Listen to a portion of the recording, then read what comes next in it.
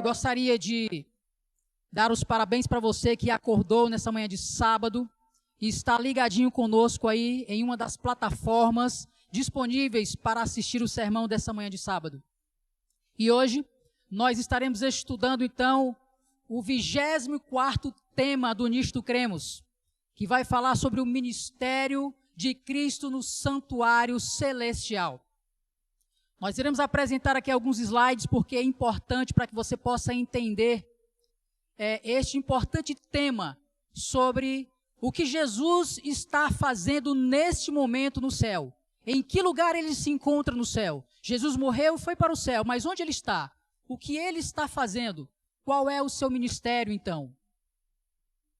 Querido, neste momento você precisa entender uma coisa. Deus instruiu sempre o seu povo em tudo. E Deus então, um certo dia, chamou Moisés e então falou para ele: olha, eu quero estar mais perto de vocês. Eu quero habitar no meio do meu povo. Moisés, faça para mim um santuário para que eu possa habitar no meio do meu povo. O desejo de Deus foi sempre querer habitar no meio do seu povo. E por isso, ele instruiu então a Moisés para que ele fizesse um santuário aqui na terra. Veja o que diz então o livro de Êxodo, no capítulo 25, no verso 8. E me farão um santuário para que eu possa habitar no meio deles. Essa foi a instrução de Deus para Moisés. E Moisés então, ele sabiamente e fielmente, ele fez aquilo que o Senhor pediu. Veja o que diz Êxodo capítulo 25, no verso 40. Vê, pois, que tudo faças segundo o modelo que te foi mostrado no monte. E assim Moisés o fez. Todas as medidas, todos os utensílios, cada detalhe, Moisés fez segundo aquilo Deus tinha ordenado para ele. E assim ficou então durante os 40 anos, na peregrinação de Moisés e o povo após ter saído do Egito para Canaã. E durante aquela peregrinação, Deus se fazia presente ali com o povo por meio de uma nuvem durante o dia, os protegendo do sol ardente. E à noite como uma coluna de fogo para os aquecer do frio. E quando aquela nuvem então parava, eles acampavam. E quando eles acampavam, a tribo de Levi era responsável para então montar todo o cenário ali então do santuário terrestre. E ali então, montado o santuário terrestre, como você está vendo aí, o santuário então ficava em um retângulo que tinha um comprimento aproximado de 100 côvados, de comprimento e largura 50 côvados. Côvado é então a medida bíblica.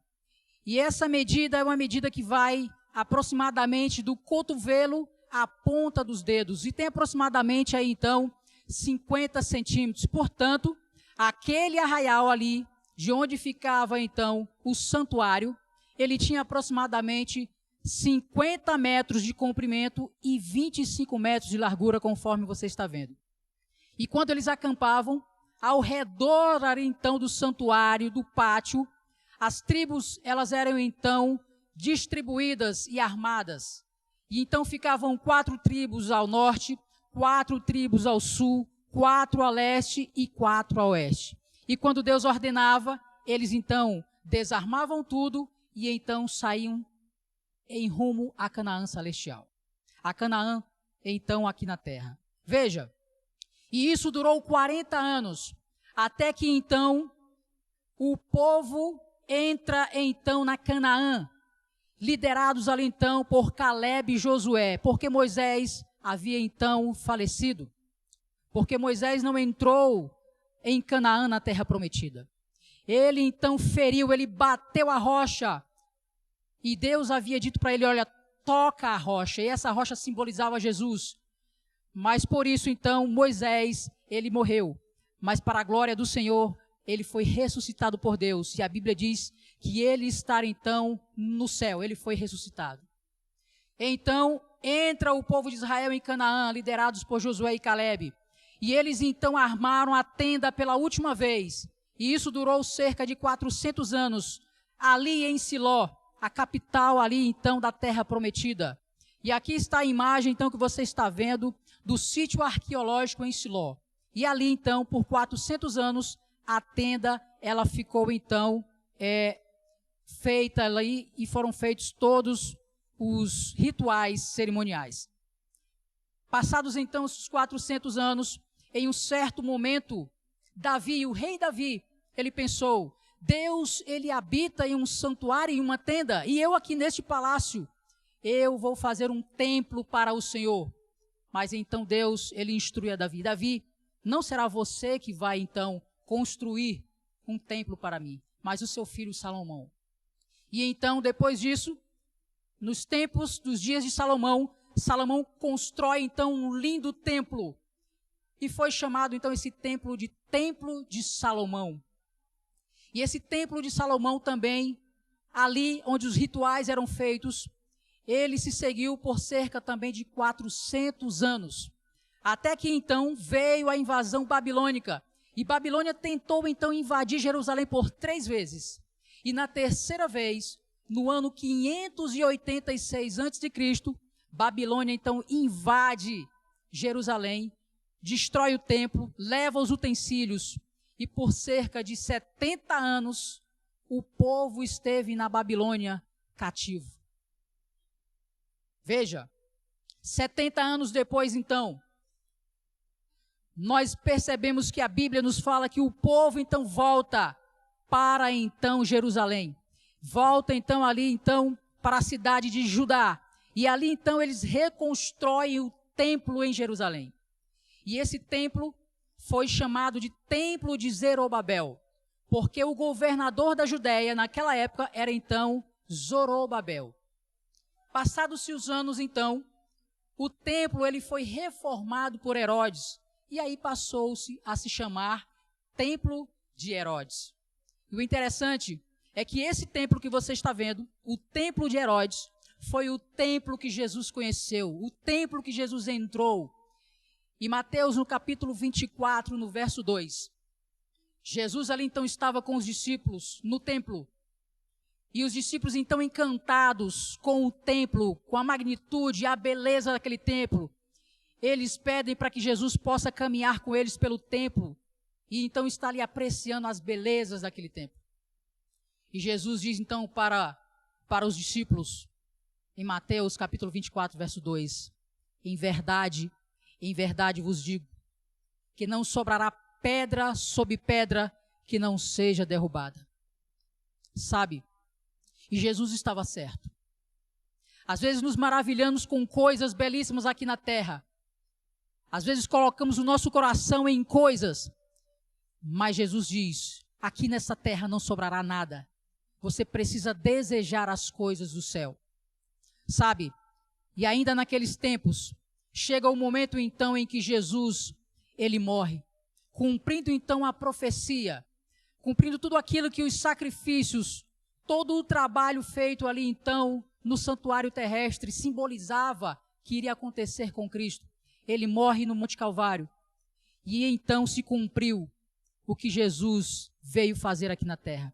E quando Cristo morreu, o véu do santuário que separava o santo do santíssimo, ele foi rasgado ao meio. O que isso significou? Que os rituais ali cerimoniais já não tinham mais a sua validade. Já não era mais necessário. Porque Cristo, o Cordeiro de Deus que tira o pecado do mundo, já havia cumprido a sua missão. Mas mesmo assim, o povo judeu não acreditava que Jesus havia vindo e morrido por seus pecados, pela humanidade. Mas eles continuaram ainda fazendo os rituais, ainda ali, neste templo, o templo de Herodes. E veja só o que aconteceu, o que Jesus já havia predito. No ano 70 depois de Cristo, houve uma invasão pelo general romano Tito e houve uma destruição em massa dos judeus. Nós vemos na história que isso foi algo terrível, que dizem que o sangue dos judeus jorravam e se espalhavam de tanto sangue de pessoas que haviam morrido. E isso se cumpriu. E então, desde esses dias até os dias de hoje, nós não temos mais um templo aonde Deus habita e que se façam sacrifícios, porque isso já não existe mais. Agora perceba, Moisés ele foi fiel e fez o santuário conforme a orientação de Deus.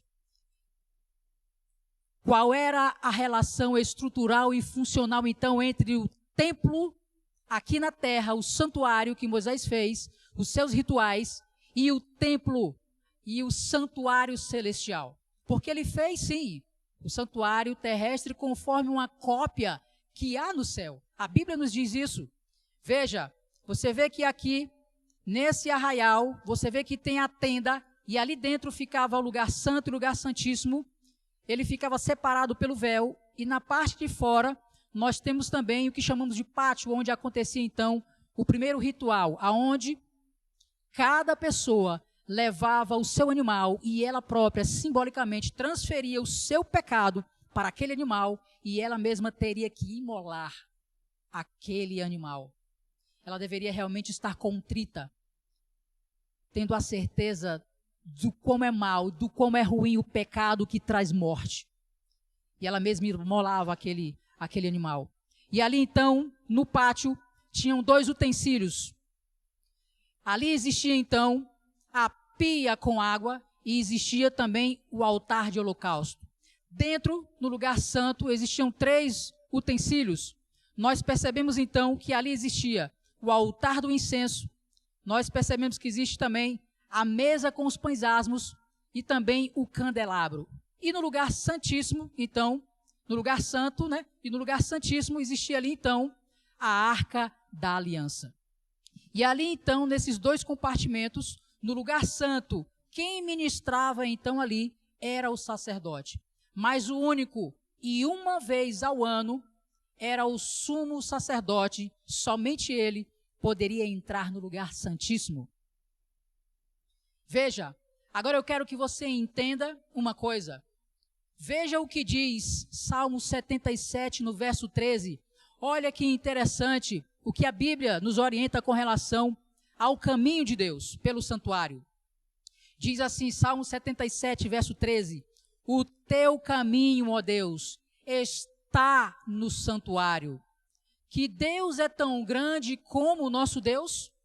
Veja, em algumas traduções diz que o teu caminho é de santidade, mas a tradução mais correta é o teu caminho, ó Deus, está no santuário. Ou seja, em algum momento ali, Deus iria passar pelo santuário. E a palavra hebraica que nós traduzimos como santuário é a palavra bakodes. E essa palavra ela se encontra 28 vezes, então, no Antigo Testamento. E das 28 vezes, 26 vezes ela é traduzida então como santuário. Portanto, a melhor tradução para então este texto é está no santuário. Cristo iria passar pelo santuário. Veja, agora, como nós fazemos essa relação estrutural e também funcional de Cristo passando pelo santuário e com todo o ritual e utensílios que ali tinham. Veja o que diz aqui então João no capítulo 7, no verso 37. No último dia, o grande dia da festa, levantou-se Jesus e exclamou: se alguém tem sede, venha a mim e beba. Portanto, queridos, a pia que existia ali com água no pátio simbolizava então Jesus, a água da vida. Jesus diz: eu sou a água da vida. Sabe, Jesus também quando estava aqui, Jesus ele desceu às águas do Rio Jordão para ser batizado. Viu como a água, ela tem um simbolismo importante e aponta para Jesus também no santuário.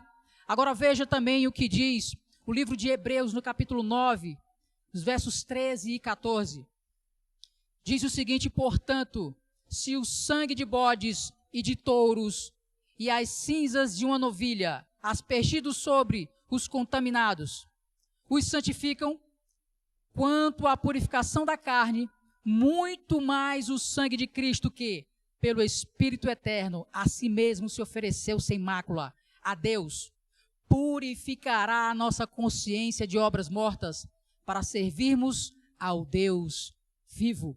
E ali também, ainda no pátio, no altar de holocausto, os animais eram colocados ali e sacrificados também.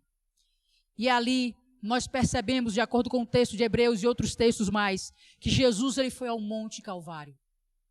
Ele se sacrificou e morreu por nós, se oferecendo única, suficiente, para então morrer por cada um de nós.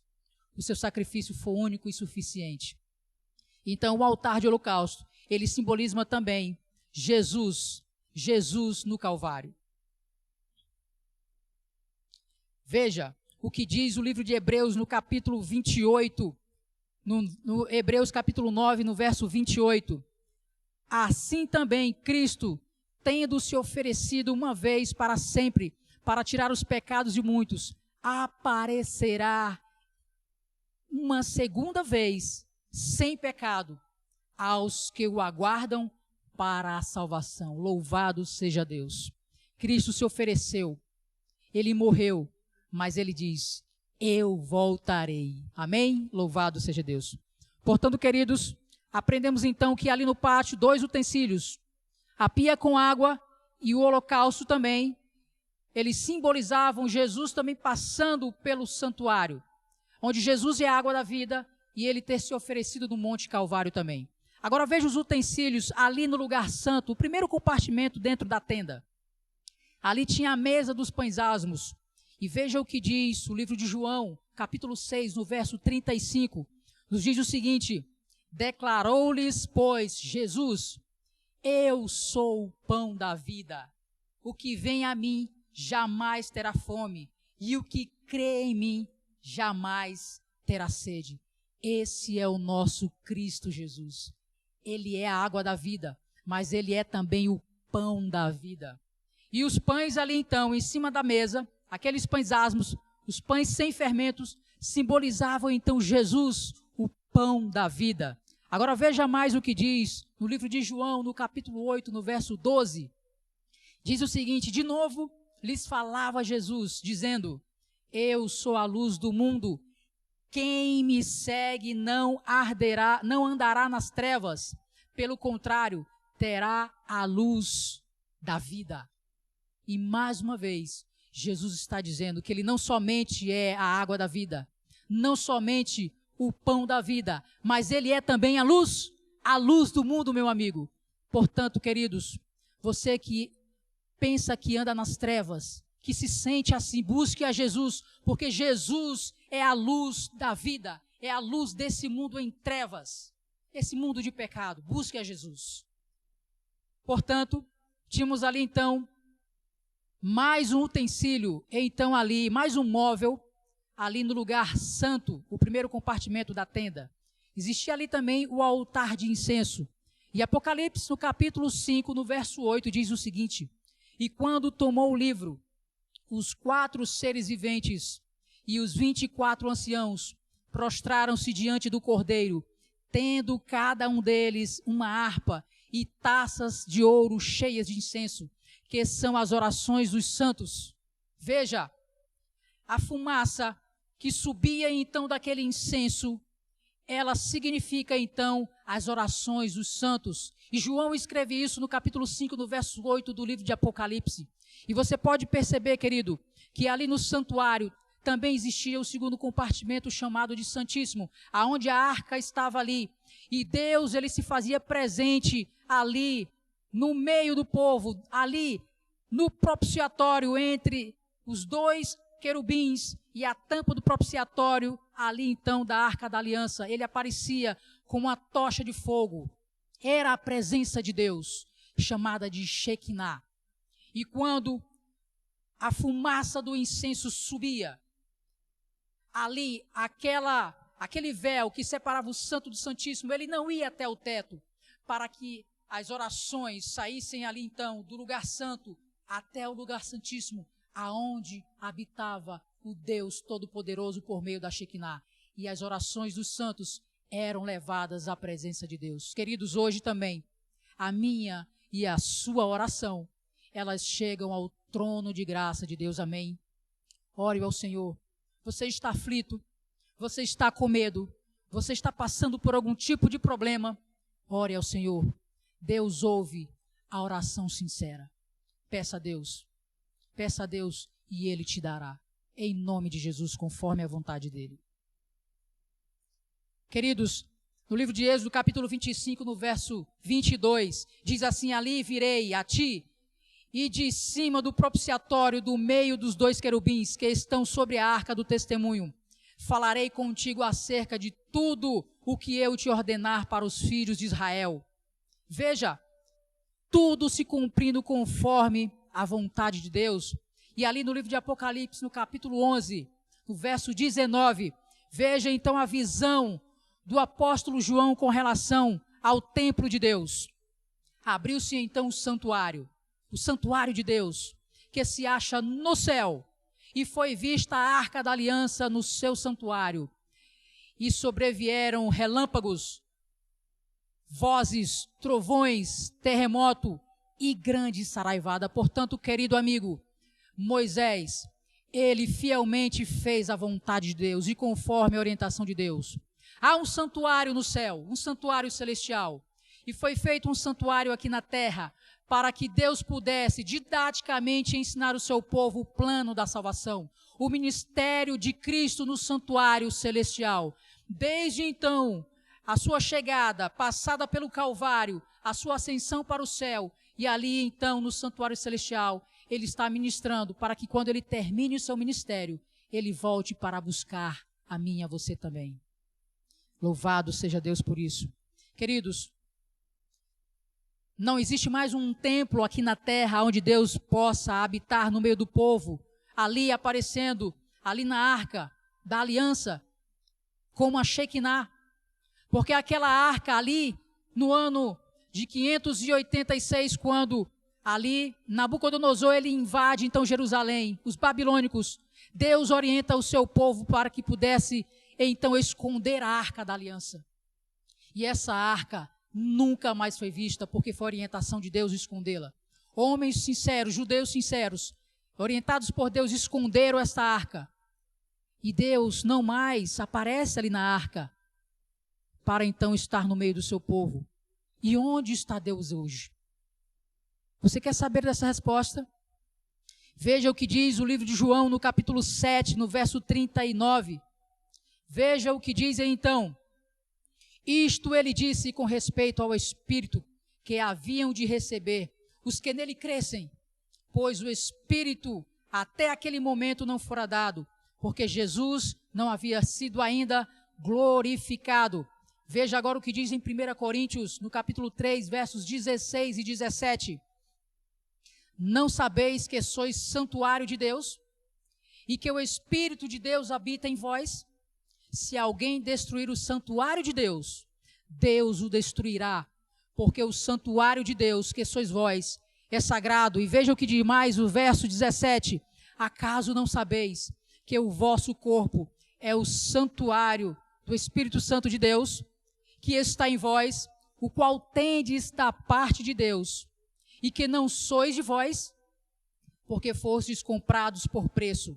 Agora, pois, glorificai a Deus no vosso corpo. Queridos, 1 Coríntios aqui nos diz que o nosso corpo não é nosso. Este corpo pertence a Deus, porque este corpo, se eu e você permitir, será a habitação do Espírito Santo de Deus. Permita, querido amigo. Você quer que Deus habite em você? Permita. Diga a Deus: Senhor, habita em mim, porque o meu corpo é o templo do Espírito Santo de Deus. Aleluia. Queridos, é por isso que nós, adventistas do sétimo dia, nós ensinamos conforme orientados pelo próprio Deus por meio da Bíblia Sagrada, que nós devemos cuidar do nosso corpo. Nós devemos nos abster de coisas que fazem mal e que destroem a nossa saúde, porque o nosso corpo é a habitação de Deus, por meio do seu Santo Espírito. Amém? Queridos, nós até agora concluímos que todas as cerimônias e rituais do santuário apontavam para a morte de Cristo e o seu ministério celestial. Você não pode deixar de assistir esses momentos sem ter essa certeza que as cerimônias que aconteciam ali então, no santuário terrestre, apontavam para Cristo e também para o seu ministério no santuário celestial. Veja, não somente os rituais que aconteciam ali então, no santuário celestial, mas os judeus também, eles então festejavam, e eles então comemoravam 7 festas anuais. E durante essas 7 festas, eles faziam tudo aquilo que simbolizava o que iria se cumprir na vida dos santos e principalmente uma sombra daquilo que iria acontecer na vida de Jesus. Uma dessas festas era a festa da Páscoa. E diz o seguinte, que em inglês, essa palavra Páscoa se chama Passover, que significa passar por cima. Por que isso? Porque ali então, Deus orientou o seu povo, antes de saírem do Egito, que iria passar o anjo da morte sobre cada casa, ali então no Egito. E eles deveriam então fazer um ritual, imolar então um animal, e pegar então o sangue deste animal, e passar nos umbrais da casa, para que o anjo da morte, quando passasse, não matasse o seu primogênito.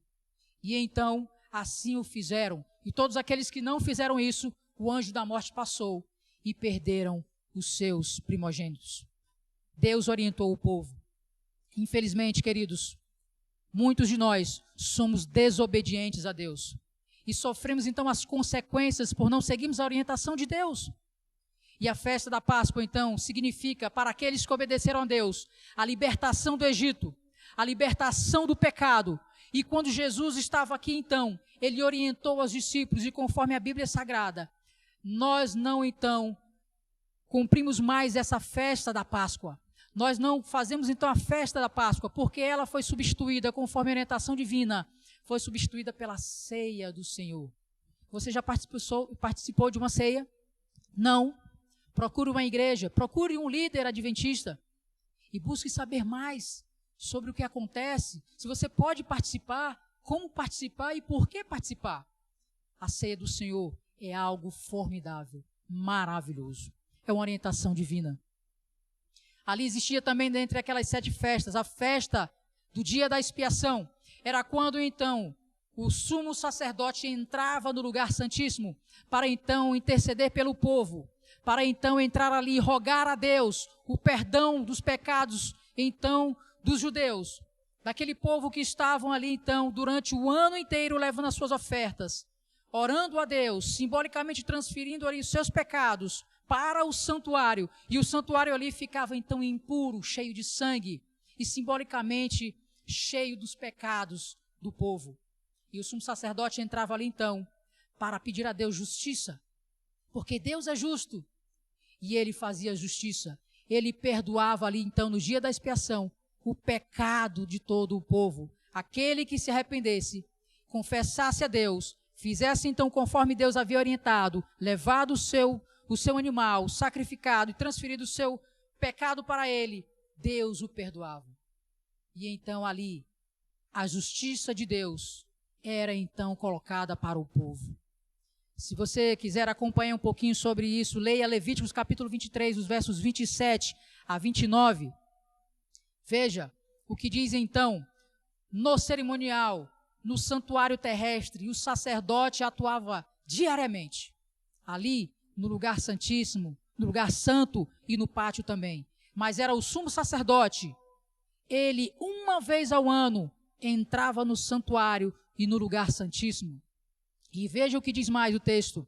Eles prefiguravam o ministério que Cristo deveria desenvolver no santuário, também como sacerdote e sumo sacerdote. Tudo prefigurava, era uma sombra daquilo que aconteceria na vida de Jesus, como sacerdote e como sumo sacerdote também. Acompanhe comigo então, veja. Quando então Jesus iniciaria o seu ministério sacerdotal no santuário celestial? Vimos que quando Jesus estava aqui na terra, ele simbolicamente ali, metaforicamente, ele então cumpriu ali então os utensílios do pátio, sendo Jesus a água da vida. sendo Jesus ali então a oferta no Monte Calvário, aquele que morreu por os nossos pecados. Jesus também ouve as nossas orações. Jesus participou de tudo então aqui na terra. Veja, agora Jesus, ele morre, ele então ascende ao céu e ele entra no santuário celestial. Veja, é no ano 31, quando Jesus foi entronizado, ele entra como nosso sacerdote no santuário celestial. Enquanto ele estava aqui na terra, a terra era o pátio, onde Jesus simbolicamente e metaforicamente cumpria então tudo aquilo que foi orientado ao seu povo por meio dos sacrifícios do santuário também. Jesus agora então no santuário celestial. E veja o que diz então o texto. A glorificação de Cristo no santuário, quando Jesus é entronizado no santuário celestial, ocorre justamente no dia de Pentecoste, quando o Espírito Santo foi dado aos discípulos. E veja o que diz Efésios no capítulo 4, no verso 8. Nos diz o seguinte: quando ele, Jesus, subiu às alturas, levou o cativo ao cativeiro e concedeu dons aos homens. Portanto, querido amigo e querida amiga, Jesus entrou no santuário celestial como sacerdote quando ele ascendeu ao céu, logo depois da sua morte. Quando ele então terminou a sua obra aqui na terra, ele então passou mais alguns dias aqui, 40 dias aqui na terra, e ele ascendeu ao céu e entrou no santuário celestial. Veja o que diz então Hebreus capítulo 9, no verso 24.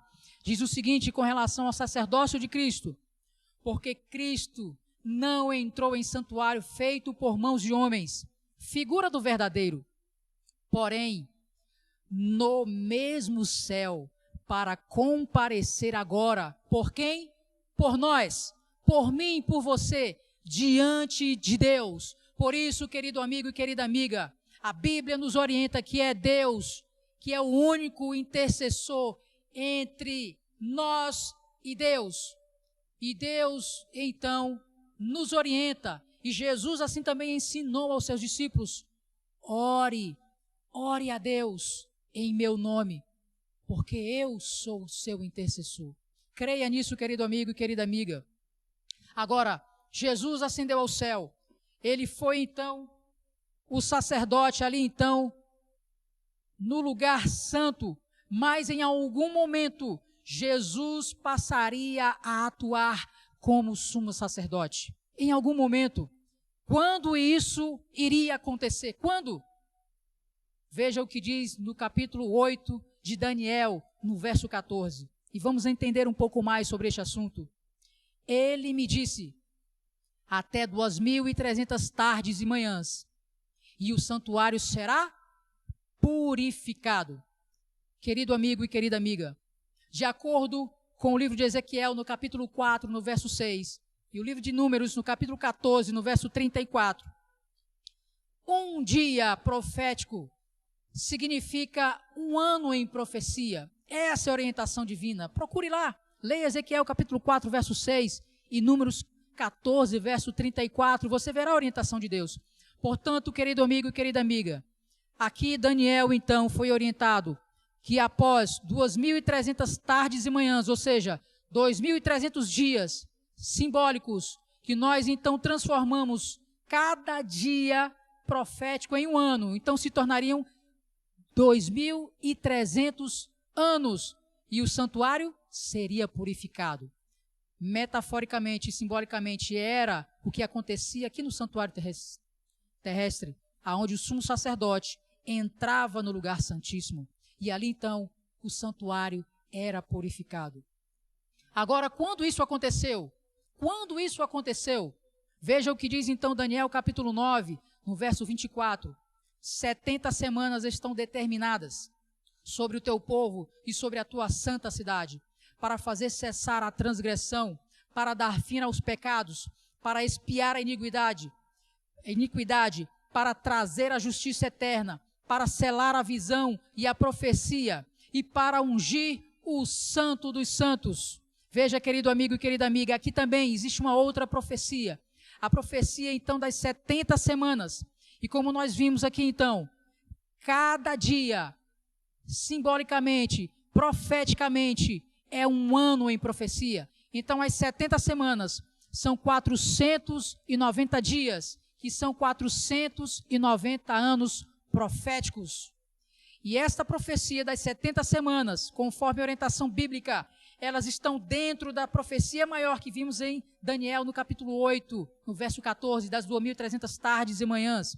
E a orientação divina é, veja o que diz aqui, então, de acordo com esse nosso gráfico do tempo aqui, então, nos diz o seguinte, que, de acordo com Daniel, no capítulo 9, no verso 25, e Esdras, no capítulo 6, no verso 14, ali, então, foi orientado por Deus o dia, o momento, o ano em que se iniciaria, então, essas profecias. A profecia das 1.300 tardes e manhãs e a profecia também das 70 semanas. Elas iriam se iniciar juntas. Quando foi isso? De acordo com esse texto de Daniel e Esdras, no ano 457 a.C. Ali, então, o rei Artaxerxes, então, ali o rei persa, ele, então, autorizou, conforme a orientação de Deus, ele orientou para que, então, pudesse reconstruir, então, o Jerusalém. E esse texto aqui, então, do livro de Daniel, capítulo 9, no verso 25, que diz o seguinte, acompanha aí comigo, capítulo 9, verso 25 do livro de Daniel, diz o seguinte: sabe e entende, desde a saída da ordem para restaurar e para edificar Jerusalém, até o ungido ao príncipe, 7 semanas e 62 semanas, as praças e as circunvianças se reedificarão, mas em tempos angustiosos. Queridos amigos, então isso se cumpriu ali no ano 457 a.C., quando foi dada então a ordem para a reconstrução do templo de Jerusalém, conforme diz Daniel 9, capítulo 25. E aqui diz então o texto de Daniel, capítulo 9, verso 25, que se passariam 7 semanas, ou seja, 49 anos. E após essas 7 semanas, esses 49 anos, 62 semanas também estariam determinadas. E depois então aconteceria um outro evento. E depois deste evento, das 62 semanas, também o ungido seria morto. Veja o que diz o verso 27 do capítulo 9 do livro de Daniel. Diz o seguinte: ele fará firme aliança com muitos por 1 semana, e na metade da semana fará cessar o sacrifício e a oferta de manjares. Acompanhe comigo agora no gráfico. Após a primeira semana, os 49 anos, deu-se fim então à construção de Jerusalém. Foram construídos ali então a última etapa da reconstrução, os muros de Jerusalém. Após as 62 semanas, orientado conforme Deus deu a Daniel, 62 semanas depois, ou seja, 434 anos, aconteceria um outro evento. E se nós somarmos 457 mais 69 semanas, elas se dão no ano 27 depois de Cristo. E o que acontece nesse ano? Jesus é batizado. Olha que formidável. Olha a profecia se cumprindo na vida de Jesus. Jesus é batizado após as 62 semanas. Mas o texto aqui do verso 27 diz que após 1 semana, após Jesus ser batizado, e profeticamente 1 semana após, ou seja, mais 7 anos, na metade dessa semana, Jesus seria morto. O ungido seria morto. Mas ele diz aqui no texto, e fará cessar o quê? O sacrifício e a oferta. O que isso quer dizer para mim e para você? Que com a morte de Jesus, o sistema de sacrifícios seria finado. Não seria mais necessário fazer sacrifícios de animais. Todo o ritual ali então do santuário terrestre não era mais necessário, porque Jesus, o Cordeiro de Deus que tira o pecado do mundo, já se havia se oferecido e já havia morrido por mim e por você. O véu então se rasga de alto a baixo, dizendo para mim e para você, e para todos naquele templo, para todos daquela época, que Jesus foi o único e suficiente. E que dali por diante não era mais necessário matar animaizinhos. E é por isso que você não vê mais as pessoas matando animais por aí, fazendo sacrifícios para serem perdoados os seus pecados. Porque Jesus morreu por mim e por você. Mas, infelizmente, o povo judeu não acreditou nisso. E mesmo assim, ainda ali no templo de Herodes, eles continuaram alguns anos fazendo seus sacrifícios,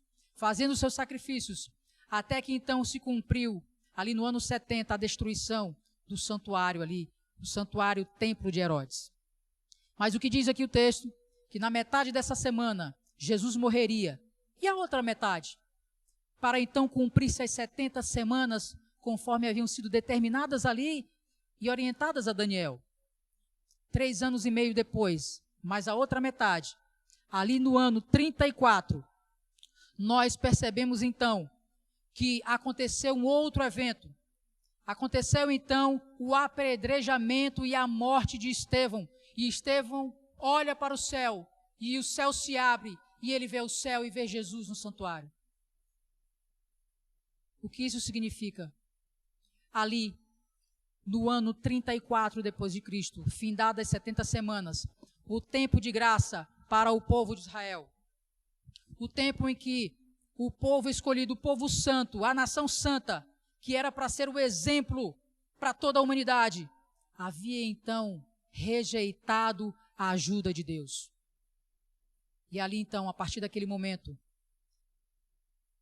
nós percebemos que Israel não era mais a nação santa. Eles rejeitaram a graça de Deus. Então, naquele ano, no ano 34, termina então as 70 semanas, mas essas 70 semanas, elas fazem parte de uma profecia maior, que são as 2.300 tardes e manhãs, ou seja, os 2.300 anos. E se nós pegarmos então uma conta matemática muito simples, pegarmos 2.300 anos, diminuirmos então os 490 anos, são as 70 semanas, no resta então 1.810 anos. E se pegarmos do ano 34 até o ano 1844, dão exatamente os 1.810 anos restantes para se cumprir então as 2.300 tardes e manhãs. Faça essa conta, veja. E ali, no dia 22 de outubro de 1844, conforme a profecia bíblica, Jesus, ele passa do lugar santo para o lugar santíssimo. Jesus agora deixa de então assumir o papel ministrando como sacerdote e passa agora a ministrar como sumo sacerdote no lugar santíssimo do santuário celestial. Que coisa maravilhosa, que coisa fantástica.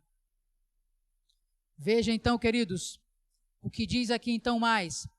Os eventos do dia da expiação, conforme nós vimos, ilustram 3 fases do juízo, lembra? O dia da expiação, ao qual era cumprido lá pelo sumo sacerdote aqui na terra, ele entrava ali para pedir justiça, para Deus fazer juízo sobre o povo e perdoar os seus pecados. Cristo Jesus também está no santuário celestial, no lugar santíssimo, pedindo a Deus e fazendo justiça. Ali, o juízo de Deus está sendo feito. E então este juízo, conforme a orientação bíblica, ele é dividido em 3 fases.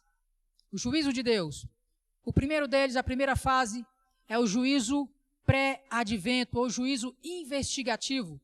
O segundo, juízo comprobatório. E o terceiro, juízo executivo ou final. Vamos aprender um pouquinho sobre isso. Aqui, nos diz o seguinte, em Apocalipse capítulo 14, no verso 7, 1 Pedro capítulo 4, no verso 17, nos orientam que esta primeira fase do juízo investigativo ou pré-advento, ele se inicia quando Cristo entra no lugar santíssimo, no dia 22 de outubro de 1844. E ele vai até a volta de Jesus. Quando Jesus volta, nem o Filho sabe, muito menos nós, somente Deus. Por isso, querido amigo e querida amiga, se prepare. Esteja pronto todos os dias, a todo momento, porque nós não sabemos quando Jesus vai voltar. E por isso essa orientação. E 1 Pedro diz que esse juízo, ao qual Jesus iniciou quando ele entra em 1844 no lugar santíssimo, ele iria se iniciar pelos santos, os santos que descansaram no Senhor, e depois ele iria então passar pelos santos vivos até a volta de Jesus. E aí terminaria então a primeira fase do juízo. E quando essa primeira fase terminar, Jesus diz, ali no santuário celestial, está consumado. Jesus termina a sua obra no ministério celestial. E então ele se prepara para todos os anjos, diz o texto bíblico, todos os anjos, eles virão no céu com Cristo Jesus para buscar os salvos, para buscar a mim e a você, a todos aqueles que descansaram no Senhor. Diz o texto bíblico que os mortos em Cristo ressuscitarão primeiro, e depois os vivos, os que ficarem, todos serão transformados e subirão para os céus, para o encontro do Senhor nos ares, e morarão com o Senhor para sempre na eternidade. Louvado seja Deus. Querido amigo e querida amiga, de acordo com Daniel, no capítulo 7, no versos 9 e 10, diz, e continuei olhando, até que foram postos uns tronos, e o ancião de dias se assentou. Sua veste era branca como a neve, e os cabelos da cabeça como a pura lã, e o seu trono eram chamas de fogo, e as suas rodas eram fogo ardente.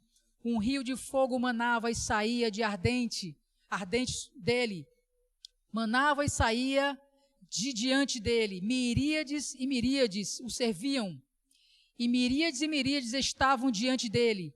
Assentou-se o tribunal, e abriram-se os livros. Portanto, querido amigo e querida amiga, Jesus, neste momento, está cumprindo o seu ministério no santuário celestial.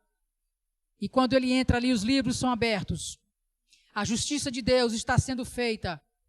E a partir então, conforme 1 Pedro, Jesus está ali então intercedendo ao Pai e se fazendo justiça para aqueles que morreram em Cristo primeiro, e depois passará pelos vivos, os que ficarem. Veja então o que diz 2 Coríntios no capítulo 5, no verso 10.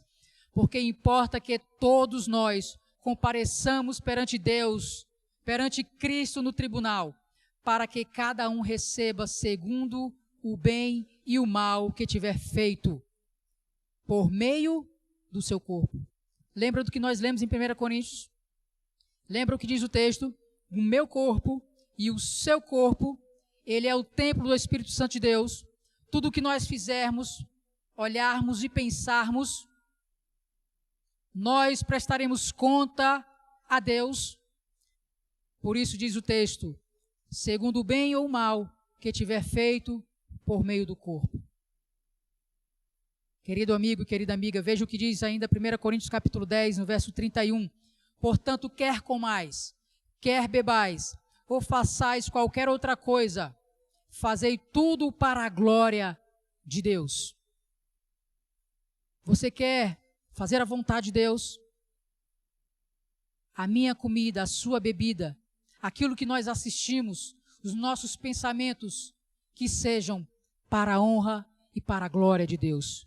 Porque nós prestaremos contas a Deus. Todos nós, diz o texto, todos comparecerão perante o tribunal de Cristo.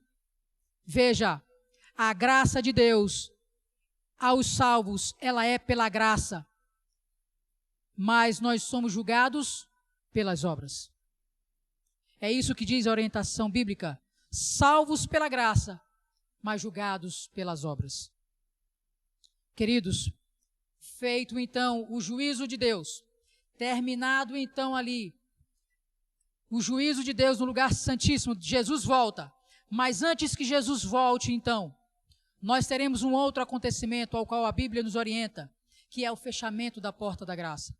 Quando Cristo então tiver julgado todos os santos, primeiramente aqueles que morreram em Cristo e depois os vivos, então se será fechada então a porta da graça. E isso então Cristo nos orienta em uma parábola, a parábola conhecida como a parábola das 10 virgens, onde estavam ali 10 mulheres, simbolicamente, 10 virgens, que elas estavam ali com as suas lâmpadas. E então 5 delas eram prudentes, pegaram azeite suficiente, que simbolizava o Espírito Santo de Deus, viviam ali sobre a presença do Espírito, segundo a sua orientação, mas 5 delas não se prepararam, não tiveram azeite suficiente, e saíram para buscar azeite e não se prepararam. E então chegou o noivo chegou e elas não estavam preparadas, não estavam ali, mas as 5 que estavam preparadas, entraram para então participarem das bodas, as bodas com o noivo, e as outras 5 se perderam. O noivo fechou a porta, e aquelas 5 nércias, elas então se perderam, elas não participaram das bodas do Cordeiro. Esse termo, a porta da graça se fechando, não tem na Bíblia, mas nós percebemos que, de acordo com a Bíblia, e esse entendimento, e de acordo também com aquilo que nós lemos na Bíblia, Deus nos orienta que haverá um momento em que a graça de Deus ela vai se findar. E diz então o texto bíblico de Apocalipse no capítulo 22, no verso 11, e continue o injusto fazendo injustiça, e continue o imundo ainda sendo imundo, o justo continue na prática da justiça, e o santo continue a santificar-se, porque a porta da graça se fechou. E não mais haverá mais um momento em que você verá e poderá se arrepender, confessar os seus pecados a Deus, porque Jesus já terá terminado a sua obra no santuário celestial, no lugar santíssimo, e ele já está regressando, vindo nas nuvens do céu para nos buscar. E continue o injusto fazendo justiça, e o justo na prática da justiça. Ali então terá decidido então a vida de todos, e todos ali então, aquele que se preparou, ele estará salvo, e aquele que não se preparou estará perdido. Queridos, Cristo Jesus um dia vai terminar o seu ministério como sumo sacerdote no santuário celestial. E eu e você precisamos estar prontos. Porque o maior evento, o principal evento, um evento ao qual nunca houve antes, o maior evento que a humanidade pode presenciar e ver, será a volta de Jesus. Você tem se preparado para este momento? Veja o que diz Apocalipse no capítulo 22, no verso 12. Eis que venho sem demora, e comigo está o galardão que tenho para retribuir a cada um segundo as suas obras. Eu sonho e anseio por este dia. Eu não consigo mais dormir direito, porque sabendo que existe uma pandemia, e isso parece ser ainda o princípio das dores, e muitas coisas ruins o diabo tem preparado e tem colocado na vida de cada ser humano para que ele possa sofrer e assim atingir a Deus. Eu não aguento mais. Eu sonho com a volta de Jesus. E eu tenho certeza que você também sonha com este dia. Você quer se preparar para este dia? Você quer estudar um pouco mais sobre este assunto? Conhecer um pouco mais sobre o ministério de Cristo no santuário celestial? Você quer aprender sobre a vida de Jesus, sobre o que vai acontecer após a volta de Jesus? Porque existem muitos outros detalhes com relação a essa profecia, com relação à Bíblia, o que Deus tem preparado para nós. Cristo vai voltar, nós iremos para o céu, acontecerá um milênio. O que acontecerá após o milênio? O que acontecerá? Satanás será destruído. Como? De que forma? Você quer aprender um pouco mais sobre este assunto? Faça um contato com a nossa igreja. Aparecerá para você em algum momento o WhatsApp da igreja e você então vai ligar para nós. Peça um estudo bíblico, conheça mais sobre Jesus, sobre as profecias, para que você não seja mais enganado pelo diabo.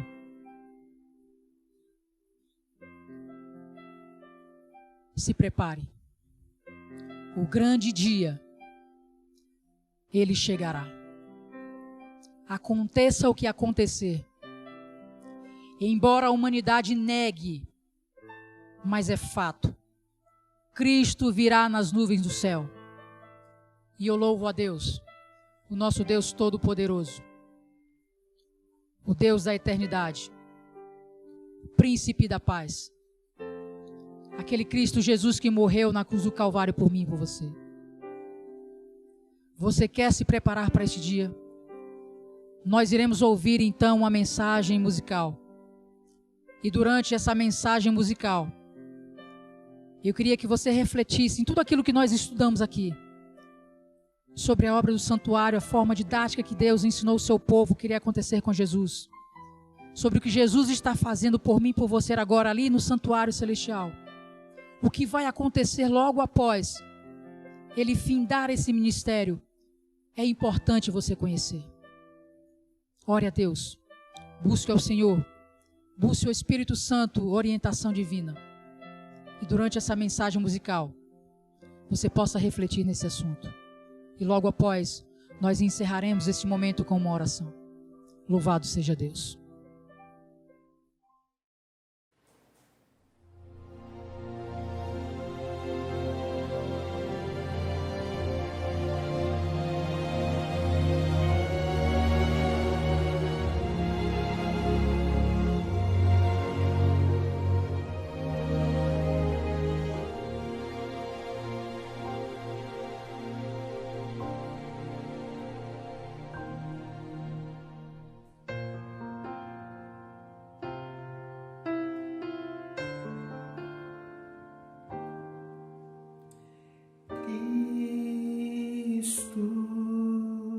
O lírio do vale,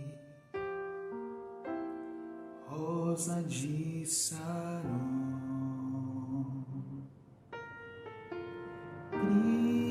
Cristo, o meigo e bom pastor, amigo e bom irmão,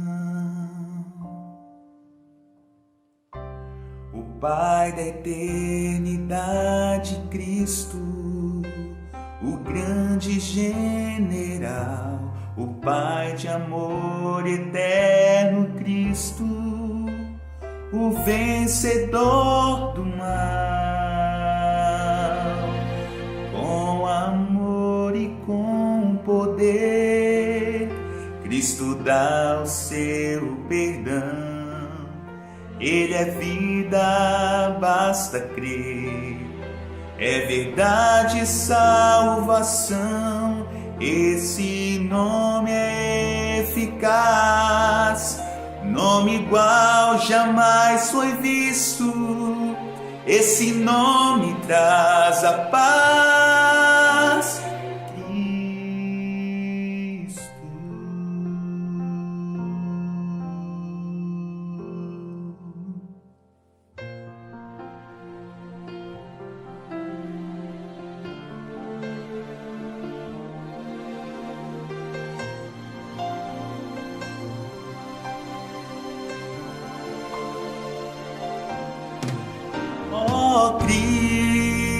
Cristo, a estrela da manhã, luz que me refaz. Cristo, a água e o pão, o príncipe da paz. Deus forte, conselheiro, Cristo, autor da nossa fé, a pedra de esquina, Cristo, é vida a quem quiser.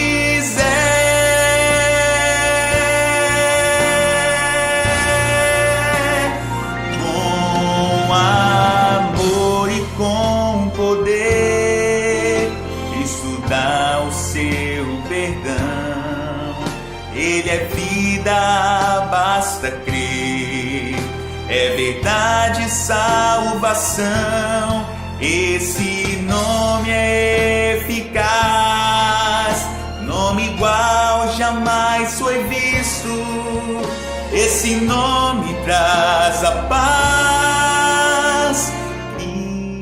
Cristo, com amor e com poder, Cristo dá o seu perdão. Com amor e com poder, Cristo dá o seu perdão. Ele é vida, basta crer, é verdade, salvação. Esse nome é eficaz, nome igual jamais foi visto. Esse nome traz a paz.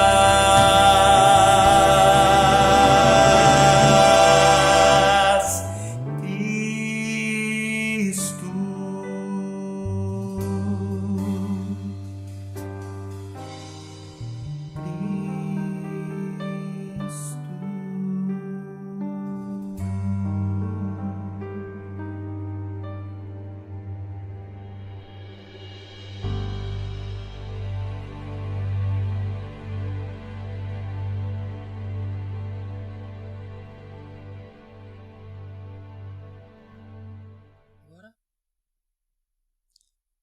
Deus Todo-Poderoso, Ele é o Deus que quer reinar para sempre comigo e com você. Veja o que diz o livro de Apocalipse, no capítulo 21, dos versos 1 a 4. Depois que Jesus voltar e a cidade santa descer, nós iremos morar para sempre com o Senhor. Acompanhe comigo Apocalipse, capítulo 21, a partir do verso 1. Vi novo céu e nova terra, pois o primeiro céu e a primeira terra já passaram, e o mar já não existe. Vi também a cidade santa, a nova Jerusalém, que descia do céu da parte de Deus, ataviada como noiva adornada para o seu esposo. Verso 3. Então ouvi grande voz vinda do trono, dizendo: Eis o tabernáculo de Deus com os homens. Deus habitará com eles. Eles serão povos de Deus, e Deus mesmo estará com eles. E lhes enxugará dos olhos toda lágrima, e a morte já não existirá. Jamais haverá luto, nem pranto, nem dor, porque as primeiras coisas já passaram. Queridos, neste momento nós iremos orar. Iremos aqui então mais uma vez entregarmos a nossa vida a Deus, para que possamos fazer parte do povo de Deus e morarmos com Ele para sempre nas mansões celestiais. Feche os seus olhos e vamos então nos concentrar para que possamos sentir a presença de Deus neste momento. Oremos ao Senhor. Bondoso e eterno Deus, louvado e engrandecido seja o nome do nosso Senhor Jesus. Tudo aquilo que foi prefigurado e dito por meio da sua palavra, por meio das profecias se cumpriram. E tudo aquilo que Deus prometeu irá se cumprir. E nós cremos diante da tua palavra. Cremos, Senhor, que o Senhor em breve voltará. E que não mais existirá pranto, nem choro, nem dor. E nós seremos felizes para sempre. Nós herdaremos de Deus a vida eterna. O que são 70, 80 anos neste mundo, vivendo prazeres mundanos, se temos a eternidade com Cristo. Querido Deus, nos fortaleça, Senhor. Nos mantenha fortes. Nos dê, ó Senhor, vigor, nos ajude para sermos perseverantes até o fim, Senhor Jesus. A tua palavra nos diz que aquele que for fiel até o fim será salvo. E esse é o nosso desejo, Senhor. Sermos salvos em Cristo Jesus. Obrigado, Senhor, pelo maravilhoso culto de hoje, pela oportunidade de conhecermos aprendermos e recapitularmos mais sobre este assunto, sobre o ministério de Cristo no santuário celestial. Cremos que é um santuário no céu e que Jesus está lá intercedendo por cada ser humano, para a honra e glória do Senhor. Que neste dia, o dia santo de Deus, neste sábado, possamos voltar para casa contritos, certos de que Jesus vai voltar em breve. Nós te pedimos e te agradecemos, em nome de Jesus, por essas certezas, hoje e sempre. Amém, Senhor.